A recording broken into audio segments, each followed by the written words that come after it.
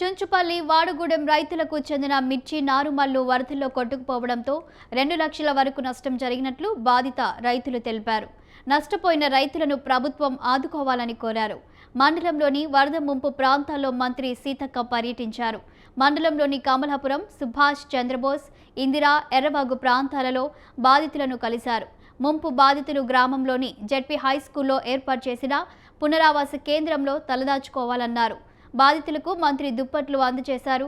మంత్రి వెంట మండల ప్రత్యేక అధికారి సిద్ధార్థరెడ్డి, తహసీల్దార్ తోట రవీందర్, ఎంపీడీఓ భద్రు, ఎస్ఐ తిరునగరి వెంకటరంగ సూరి ఉన్నారు. ఇక దీనిపై మరింత సమాచారం మా ములుగు ప్రతినిధి శ్రీనివాసులు అందిస్తారు.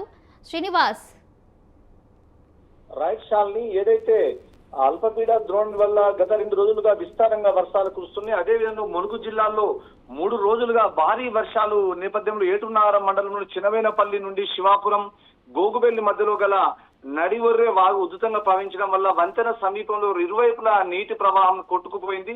దీంతో గోగుపల్లి స్థానిక ప్రజలు అంధకారంలో చిక్కుకొని పోయారు. ఇటు 160లో జాతీయ రహదారిపై మంగపేట మండలం కమలాపురంలో జీడివాగు ఉధృతంగా ప్రవహించడంతో ఇటు ఏటునారం నుంచి భద్రాచలం వెళ్లే వైపు ఏదైతే వాహనాలు రవాణా పూర్తిగా నిలిచిపోవడం జరిగింది.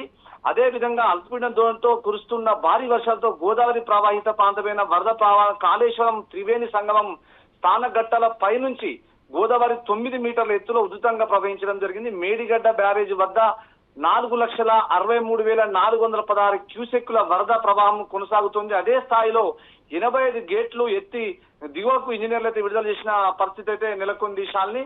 అదే విధంగా నేడు ములుగు, మహబూబాద్ జిల్లాలో అతి భారీ వర్షాలు పడతాయని వాతావరణ శాఖ అయితే సూచించింది.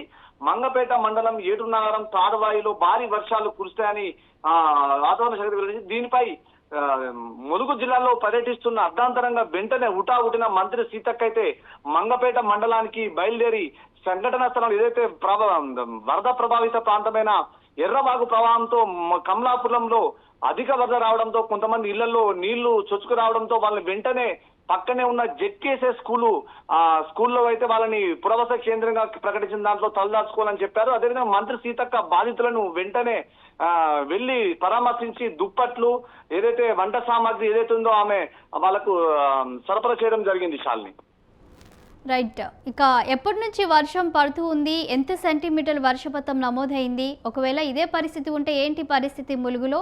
అండ్ పునరావాస కేంద్రాలకి అక్కడ అన్ని సౌకర్యాలు ఏర్పాటు చేస్తున్నారా అధికారులు?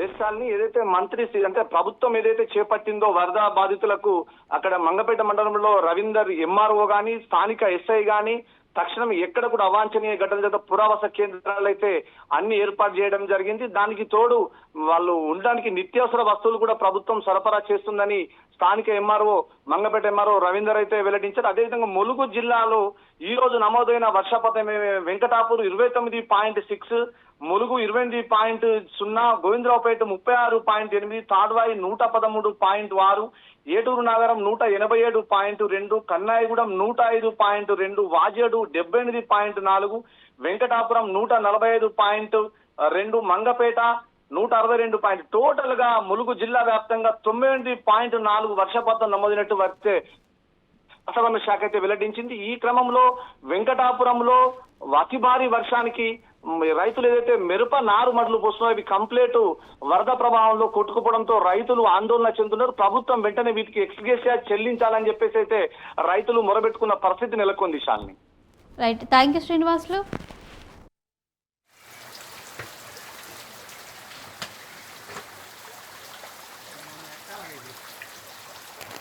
మా కృష్ణారెడ్డి ఇంట్లో కూడా పోయేటట్టున్నాయి.